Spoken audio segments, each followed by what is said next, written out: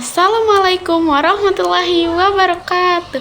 Halo Sobat Tute, ketemu lagi nih dengan saya Dea Miftahul Jannah dengan nomor NIM 860587243 dari UPBJJ UT Palembang.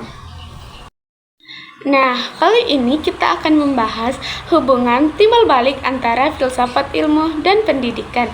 Sehubungan dengan implementasi, filsafat ilmu dan pendidikan berjalan beriringan dan terus-menerus, saling melengkapi, di mana dalam hal mencermati persoalan-persoalan pendidikan, ilmu pendidikan diawasi oleh filsafat ilmu sehingga eksistensi, keilmiahan, dan nilai dari ilmu pendidikan semakin kuat dalam memediasi persoalan-persoalan pendidikan. Sebaliknya, filsafat ilmu tentu ditunjang oleh pendidikan yang bermakna dan bernilai, agar tubuh pengetahuan filsafat ilmu juga semakin kuat dan sehat dalam fungsinya sebagai fungsi pisau keilmuan. Kemampuan filsafat ilmu dalam membongkar dan menyusun tubuh pengetahuan pendidikan akan menjadi ilmu pendidikan dan dunia pendidikan semakin kokoh. Dan selanjutnya, perkembangan ilmu pendidikan menjadi filsafat ilmu sebagai pisau bermata tiga yang lebih tajam. Seperti yang kita kenal dan yang kita bahas kemarin, 1. Ontologi, 2. Epistemologi, dan 3. Aksiologi. Nah, di mana sih filsafat ilmu mengawasi dan memperkuat eksistensi, keilmiahan, serta nilai-nilai dalam ilmu pendidikan? Nah, kita sekarang berandai-andai ya. Bayangkan, filsafat ilmu seperti pengawas proyek sekaligus kompas moral bagi ilmu pendidikan. Tanpa filsafat, pendidikan cuma sekedar teknik mengajar tanpa arah yang jelas. Filsafat ilmu itu bertugas menanyakan hal-hal mendasar. Dengan mempertanyakan hal-hal itu, filsafat memastikan bahwa ilmu pendidikan tidak berdiri di atas asumsi kosong, melainkan di atas fondasi logika dan bukti yang kuat. Selain menjaga sisi ilmiahnya, filsafat ilmu juga memperkuat sisi nilai atau etika. Disinilah filsafat berperan sebagai filter untuk memastikan nilai-nilai seperti keadilan, kejujuran, dan kemanusiaan tetap menjadi inti dari proses belajar mengajar. Nah, bagaimana ya pendidikan yang bermakna dan bernilai turut memperkuatkan perkembangan filsafat ilmu?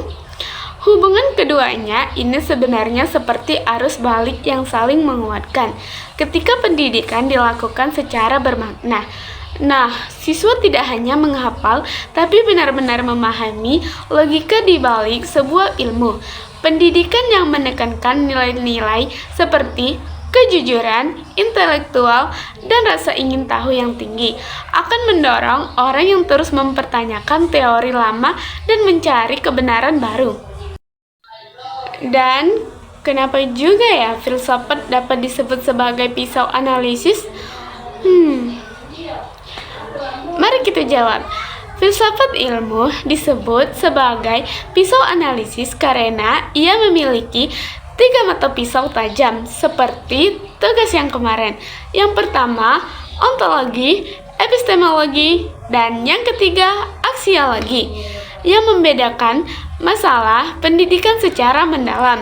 Seperti yang telah kita bahas pada tugas 1, ontologi sebagai perbeda, apa masalahnya, epistemologi sebagai pembeda, bagaimana caranya, dan aksiologi sebagai pembeda untuk apa.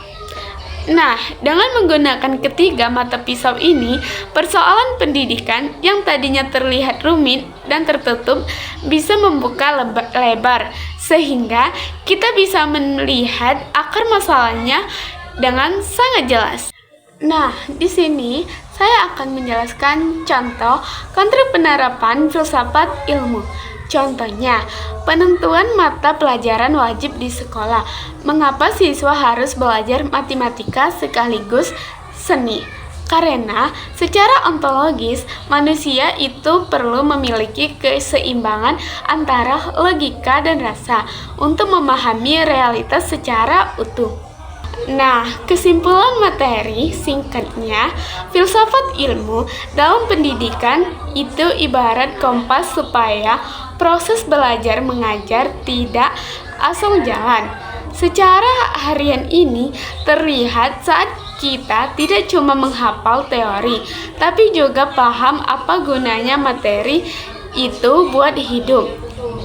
Nah, ini mencerminkan aspek ontologi. Dan yang kedua, belajar lewat praktik atau diskusi biar paham prosesnya bukan cuma hasil. Nah, ini mencerminkan aspek epistemologi. Dan yang terakhir, kita dan tetap memperhatikan etika serta karakter dalam menggunakan ilmu tersebut. Nah, ini mencerminkan aspek aksiologi. Jadi, pendidikan bukan cuma soal kejar nilai, tapi tentang cara kita berpikir kritis dan menggunakan ilmu untuk kebaikan.